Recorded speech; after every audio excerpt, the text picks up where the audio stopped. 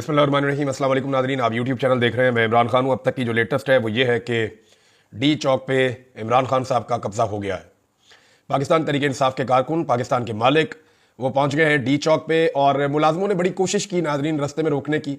मुलाजिम जो है उन्होंने 55,000 शेल अपने मालिकों के ऊपर चलाए। मुलाजमों ने जो है वो बहुत सारी रबड़ की गोलियां अपने मालिकों पे चलाई। मुलाजमों ने रास्ते में जो है वो बहुत सारे कंटेनर्स खड़े किए, बहुत सारा पैसा मालिकों के खिलाफ ही खर्च कर दिया, मालिकों के सामने खंदकें खोद दी। यानी ऐसे मुलाजिम कौन होंगे जो अपने मालिकों के साथ ऐसा सलूक करेंगे। लेकिन पिछले 3 दिन तक इस मुल्क के मुलाजिम अपने मालिकों के ऊपर हमलावर थे और जगह जगह अपने मालिकों को मार रहे थे, जगह जगह अपने मालिकों को गिरफ्तार कर रहे थे, सिर्फ इसलिए कि मालिक जो है वो ज़ाब्ता और वो असूल याद दिलवा रहे हैं जिनके तहत ये मालिक और मुलाजिम का एक कॉन्ट्रैक्ट हुआ है। यानी मालिक ये बता रहे हैं जनाब आपकी ये औकात और ये आपकी ड्यूटी है, ये आपने काम करना है। आपको जो है वो हुकूमत का ये काम है, उसके ये फंक्शन है, अदलिया का ये काम है, उसके ये फंक्शन है।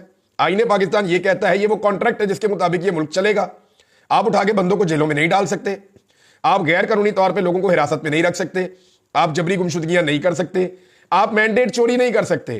तो इस मुल्क के मालिक निकले और वही असल मालिक है जो पाकिस्तान की आवाम है। जब वो निकले तो उनके ऊपर बदतरीन टॉर्चर किया गया। वो आग का दरिया अबूर करके आए, बहुत मुश्किल था, ये आसान नहीं था। स्पेशली जो बलूचिस्तान से आने वाले लोग हैं वो सबसे ज्यादा शाबाश के मुस्तहिक हैं।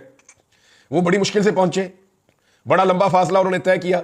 वो पहले बलूचिस्तान में लड़ते हुए आए, फिर वो खैबर पख्तूनख्वा के काफिलों के साथ मिले और वो फ्रंट पे रहे। और खैबर पख्तूनख्वा के लोग तो आपको पता है उनकी कोई और एग्जाम्पल है ही नहीं। यानी पाकिस्तान में ऐसे लोग और किसी सूबे में नहीं है जितनी मुजामत वो कर सकते हैं। तो खैबर पख्तूनख्वा के अवाम और बलूचिस्तान के अवाम, इन्होंने बड़ी जबरदस्त एक लड़ाई लड़ी है अपने मुलाजमों के साथ और अपने मुलाजमों को शिकस्त दी है। पंजाब के 4 अजला अभी तक बहुत खुलकर सामने आए। नंबर 1 अटक, मियांवाली, रावलपिंडी और इस्लामाबाद को आप शामिल कर दें, लेकिन एक्चुअली वो पंजाब तो नहीं है, दारुल हुकूमत है। तो ये 4 जगह जो है यहां से बड़ा अच्छा पाकिस्तान तहरीक इंसाफ ने या यहां के शहरियों ने बड़ा जबरदस्त तरीके से मुजाबत की है। रावलपिंडी से बहुत बड़ी तादाद में लोग पहुंचे और वो नजर आ रहे हैं डी चौक पे। अटक से जो लोग पहुंचे हैं वो नजर आ रहे हैं डी चौक पे। इसके लिए जो बुखारी फैमिली है, जो बाकी लोग हैं, जितने एमपीएज हैं अटक के वो भी, और जो फैमिली है मेजर साहब की वो भी, यानी मेजर साहब की भी सियासत है और जो उनके साथ उनके एमपीएज हैं उनकी भी बड़ी तगड़ी सियासत है। तो अटक के जो सियासतदान है उन्होंने कामयाबी के साथ अपने लोगों को निकाला है। इसके बाद रावलपिंडी की जो रिस्पॉन्सिबिलिटी थी उन्होंने पूरी की है और जोरदार तरीके से पूरी की है। और जो इस्लामाबाद के शहरियों ने कुर्बानी दी है और सामना किया है फस्तायत का, वो भी अपनी मिसाल आप है। तो इसमें आमिर मुगल साहब ने बड़े जबरदस्त तरीके से लोगों को वेलकम किया, उनके खाने पीने का इंतजाम किया। अब बड़े बड़े चैलेंजेस हैं, डी चौक पे तो पहुंच गए, डी चौक पे तो कब्जा हो गया। अब 3 दिन तक लगातार फस्तायत का मुकाबला करके ये लोग डी चौक पहुंचे हैं। पाकिस्तान तहरीक इंसाफ को 2.5 साल इतना मारा अवाम के मुलाजमों ने कि पाकिस्तान तहरीक इंसाफ मार खा खा के कुंदन बन गई है। ये वो पॉलिटिकल पार्टी नहीं है जिसको हम पहले जानते थे। ये मुख्तलिफ पॉलिटिकल पार्टी है, इसका शऊर बहुत ज्यादा है, ये बहुत ज्यादा मार खा सकते हैं। लेकिन इसके बावजूद इमरान खान साहब की तरबियत का असर यह है कि इनके हाथ जो भी बंदा लगता है सरकारी या कोई मुलाजिम इनके हाथ लगता है तो ये उसको रेस्क्यू करते हैं, उसको मारते नहीं है। ये बड़ा बुनियादी फर्क है। जैसे ये ताकत में आते हैं वैसे ये रिस्पॉन्सिबल बन जाते हैं। आप फर्क देखें ना, जिसके पास ताकत होती है ना, ताकत रिस्पॉन्सिबिलिटी भी लेकर आती है। और इमरान खान ने अपने कारकुनों को यह सिखाया है। जब ये मजलूम होते हैं तब तक ये लड़ते रहते हैं। जैसे ही इनके पास ताकत आती है या ये किसी को पकड़ लेते हैं तो ये रिस्पॉन्सिबल बन जाते हैं, उसको बचाते हैं, उसको रेस्क्यू करते हैं। और ऐसी एक नहीं दर्जनों वीडियोस है। अब जो वो रेंजर्स के एहलकारों की जांबक होने वाला वाकया है, वहां पे एक शहरी भी जांबक हुआ, एक एफसी वाला भी था, तो उसकी बाकायदा वीडियोस आ चुकी है और सारा मामला क्लियर हो चुका है। कल रात को जिन लोगों ने इस पर प्रोपेगेंडा किया उन्हें शर्म आनी चाहिए। इससे पहले बहुत सारे लोग धमकियां लगा रहे थे, बहुत अजीब अजीब बातें कर रहे थे, कोई नहीं आ सकेगा, किसी को नहीं पहुंचने देंगे, इंज कर देंगे, उंज कर देंगे। मुलाजमों को ना इतना फुदकना नहीं चाहिए। इस्लामाबाद का आईजी नारे लगा रहा था, रैलियां निकलवा रहा था। वो जिस जगह पुलिस ने रैली निकाली थी उधर एक पुलिस वाला भी नहीं है। अब किधर गए सारे? रास्ते में जितनी रुकावटें खड़ी करके बड़ी बड़ी बातें कर रहे थे, अटक मेरी रेड लाइन है, A P J red line. तो मुलाजमों को ना मुलाजिम बन के रहना चाहिए। अवाम इस मुल्क के मालिक है। कुछ लोग एक प्रोपेगेंडा कर रहे हैं, जरा उसका जवाब दे देते हैं। कुछ लोग ये कह रहे हैं कि ये जत्थे आ गए जी, इस तरह तो कल को कोई और जत्था उठेगा, वो उठ के इस्लामाबाद आएगा, अपनी बात मनवा लेगा। लित्तर नहीं मारेंगे उसको जो आएगा ऐसे उठ के और बात मनवाएगा। किस कैपेसिटी में आएगा भाई? कहते हैं टीएलपी वाले उठेंगे वो आ जाएंगे, या टीटीपी वाले उठेंगे वो आ जाएंगे, या कोई और ग्रुप उठेगा आगे इस्लामाबाद में बैठ जाएगा। क्यों आगे बैठ जाएगा भाई? ये पाकिस्तान के मालिक आए हैं, मैं आपको बताता हूं कैसे और फर्क क्या है। ये आपने याद रखना है, कोई बंदा भी ये बात करे उसके मुंह के ऊपर आपने रख के ये जवाब मारना है। पाकिस्तान तरीके इंसाफ का आप उन पॉलिटिकल पार्टीज के साथ मुवाजना नहीं कर सकते जिनको एक भी वोट नहीं पड़ता या एक भी सीट वो नहीं जीतते। ये बात है। तरीके इंसाफ ने इस मुल्क में 180 सीटें जीती हुई है कौमी असेंबली की, 2/3 से ज्यादा अक्सरियत के साथ वो इस वक्त इलेक्शन में जीत चुके थे। जाली फॉर्म 47 के ऊपर उनको हराया गया, लेकिन बदतरीन धांधली और फस्तायत के बावजूद आज भी इस असेंबली की सबसे बड़ी पॉलिटिकल पार्टी पाकिस्तान तरीके इंसाफ है, कोई और नहीं है। बदतरीन धांधली, आधी सीटें छीन ली, फिर भी वो सबसे बड़ी पॉलिटिकल पार्टी है।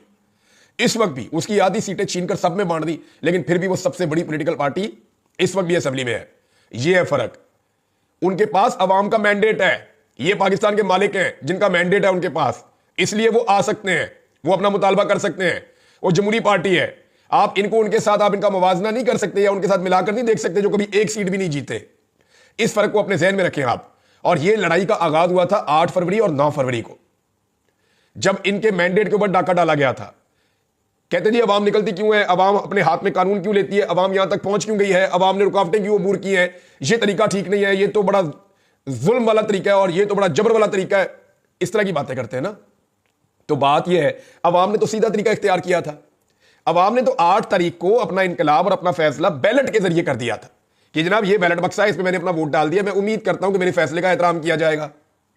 पाकिस्तान की अक्सरियत ने वोट डाल दिया पाकिस्तान तहरीक इंसाफ को। आपने उनके वोट की तौहीन कर दी। आपने उन्हें मजबूर किया, बार बार जुल्म करके आपने उन्हें मजबूर किया कि वो अपना हक वापस लेने के लिए इस्लामाबाद पहुंचे हैं। और ये पाकिस्तान के असल मालिक है, ये अपना हक वापस ले लेंगे, आज नहीं लेंगे तो कल ले लेंगे। लेकिन अब पाकिस्तान तहरीक इंसाफ के लिए चंद बड़े चैलेंजेस हैं।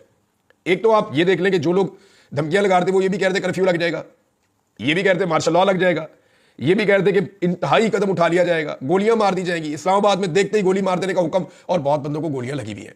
डी चौक में पहले फायरिंग हुई है जब ये पहुंचे, लंबी लड़ाई के बाद।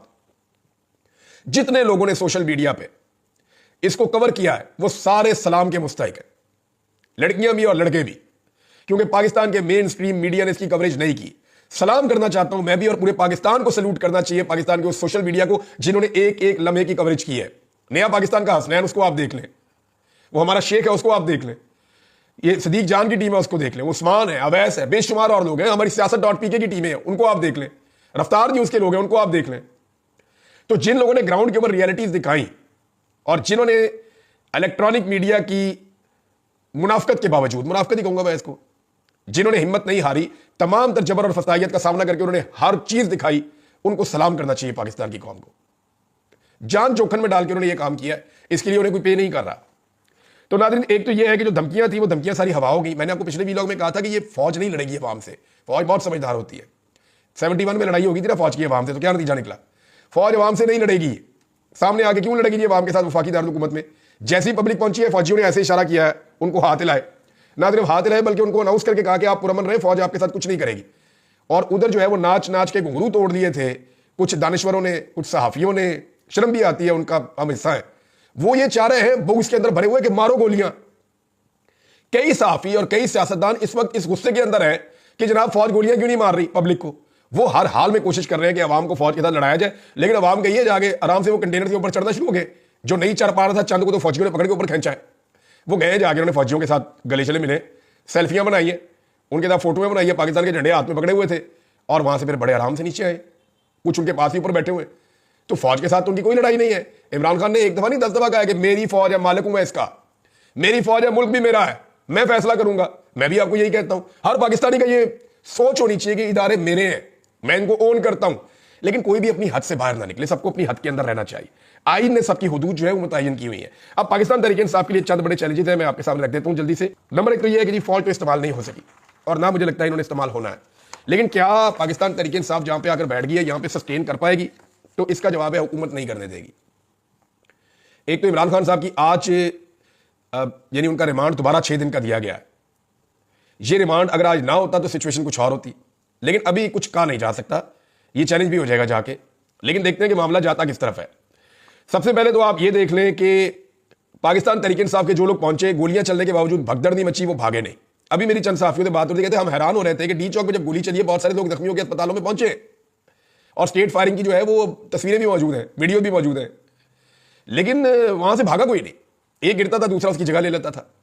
तो ये एक इनकलाब टाइप की सिचुएशन है, इसको आप ये नहीं कह सकते। और ये इनकलाब नहीं तो और क्या है, लोग अपनी जान से खेल रहे हैं, आकर खड़े हो गए, ठीक है मारो गोली। और थोड़े बहुत भी नहीं है, पाकिस्तान की तारीख में कभी इस्लामाबाद में इतने लोग नहीं पहुंचे जितने आप पहुंच गए हैं, और ये सारा रिकॉर्ड के ऊपर है। और जो सुन रहे हैं सबको पता है कि मैं क्या कह रहा हूं, बहुत बड़ी तादाद में लोग हैं। अब मामला यह है कि हुकूमत इंतजार करेगी कि लोग कम हो या कमजोर पड़े तो इनके ऊपर फिर अटैक किया जाए। मुमकिन है आज रात को अटैक करें, मुमकिन है कल अटैक करें, हुकूमत अटैक कर सकती है। इनसे आप किसी बात की बात ना रखें। ये वही लोग हैं जिन्होंने सानिया मॉडल टाउन किया था, ये वही लोग हैं जिन्होंने 9 मई के बाद बेशुमार लोगों को उठा के, जो बेगुनाह थे, जिन्होंने कुछ किया भी नहीं था, उनको उठा के जेलों में डाल दिया था। ये वही लोग हैं जिन्होंने इमरान खान को गुज़िश्ता 1.25 साल से जेल में रखा हुआ बगैर जराइम के। ये वही लोग हैं जिन्होंने बेशुमार लोगों को जबरी तौर पर लापता कर दिया, और ये सारे इकट्ठे ये बीच में मिले हुए हैं। अब पाकिस्तान तहरीक इंसाफ को अगर यहां पे सस्टेन करना है अपने मुतालबात मनवाने के लिए, तो उन्हें चंद चीजें करनी पड़ेगी। नंबर 1, लोगों की तादाद को बरकरार रखना पड़ेगा, यहां लोग कम नहीं होने चाहिए। नंबर 2, मौसम के खिलाफ, यानी मौसम वहां पे अभी सर्दी हो रही है और खुराक का इंतजाम करना पड़ेगा, लोगों के रहने का इंतजाम करना पड़ेगा।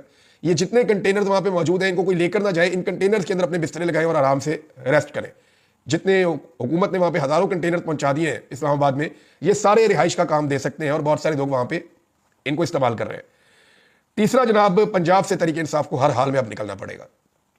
पंजाब की क़यादत ने मुकम्मल तौर पे मायूस किया है, टके का काम नहीं किया इन्होंने। देखिए वहां फसाइयत बहुत ज्यादा है, जुल्म और जबर बहुत ज्यादा है, रुकावटें बहुत ज्यादा है, लेकिन क़यादत कम से कम गिरफ्तार तो हो जाती ना। क़यादत गिरफ्तार भी नहीं हुई जिनकी रिहाई का मुतालबा किया जाए। तो पंजाब को अब अपने बंदे निकालने पड़ेंगे, अपने लोगों को मुतहरिक करना पड़ेगा। हर MPA हर MNA को अपना टारगेट अचीव करते हुए लगातार इस्लामाबाद की तरफ आना पड़ेगा। अगर 10,000 नहीं तो 5,000 बंदा तो फी बंदा लेकर आए। और ये लोग आना चाहते हैं, सिर्फ उनको फैसिलिटेट किया जाए और उनको लीड किया जाए और पंजाब से यहां पे पहुंचाया जाए। तो पंजाब का जागना और उनका यहां पे पहुंचना ये बहुत जरूरी है। देखिए जो इजला पंजाब के निकले हैं, जो लोग आए हैं, वो तो मैं पहले बता चुका हूं, 12 से 13 बड़े काफिले पंजाब से आए हैं, और वो इंडिविजुअल्स की अपनी अपनी एफर्ट है जो लोग लेकर आ गए। जैसे सरताज गुल वजीर हैं, जैसे मेहर अब्दुल सत्तार हैं, जैसे शौकत बसरा हैं, जैसे शबीर कुरैशी हैं, जैसे शेख वकास उनके भाई हैं, वो लेकर आए काफिला। जैसे और हामिद रजा कादमी साहब हैं, उन्होंने बड़ी एफर्ट की है। इसी तरह आलिया हमजा हैं, वो जैसे पहुंची हैं वो सब जानते हैं। तो जो लोग पहुंचे, और बहुत सारे लोग हैं, सबके नाम मैं नहीं ले सकता, लेकिन जो लोग पंजाब से आए और वो पहुंचे, उनकी अपनी एफर्ट है। तो बाकी लोग जो रह गए हैं ना, खासतौर पर जो पंजाब की क़यादत है, ये लोग अब अपने कारकुनों को हर हाल में इस्लामाबाद पहुंचाएं। दूसरा कोई रास्ता बाकी नहीं है। तहरीक इंसाफ पंजाब को पहुंचना पड़ेगा और मदद करनी पड़ेगी खैबर पख्तूनख्वा से आए हुए लोगों की। नंबर 4, तहरीक को जारी रखने के लिए इन्हें पूरा एक माहौल बनाना पड़ेगा, अपनी तंजीमें बनानी पड़ेंगी कि ये लोग जो है ये सिक्योरिटी का निजाम संभालेंगे, ये लोग जो है ये खुराक का निजाम संभालेंगे, ये लोग जो है अगर कोई बीमार है तो उसको देखेंगे। बहुत सारी चीजें इन्हें करनी पड़ेंगी लोगों के क़यामत आम के लिए। फिर अपना खुद का एक सिक्योरिटी का इनको सिस्टम भी बनाना पड़ेगा, ताकि कोई खुदा न खास्ता ऐसा वाकया ना हो जो नहीं होना चाहिए, तो उससे भी निपटना पड़ेगा। अगर ये यहां पे कमजोर पड़े तो हुकूमत इनको यहां से हटाने की पूरी कोशिश करेगी, और किसी भी रात को दोबारा ऑपरेशन कर सकती है। इस हुकूमत का ये रिकॉर्ड है, ये पहले ऐसा कर चुके हैं, ये दोबारा भी ऐसा कर सकते हैं, इससे कोई बाइद नहीं है। देखिए अब इमरान खान साहब के 3 मुतालबात हैं। एक मुतालबा उनका यह है कि रिहाइयां दी जाए जो बेगुनाह लोग हैं, दूसरा यह है कि मैंडेट वापस करें, और तीसरा यह है कि 26वीं आईनी तरमीम वापस करें। दूसरे दोनों मुतालबात तो फौरी तौर पे ना हुकूमत मानेगी और ना फौरी तौर पे हो सकते हैं।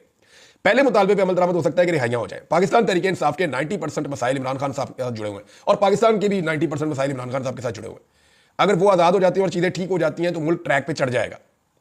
इमरान खान साहब बाहर आ जाएंगे तो बाकी चीज़ें हासिल कर लेंगे। पाकिस्तान ऐसा लगता है कि एक नए इंतखाबात की तरफ जाएगा, और जल्द पाकिस्तान में नए इंतखाबात करवाने पड़ेंगे, इसके अलावा रास्ता कोई नहीं है।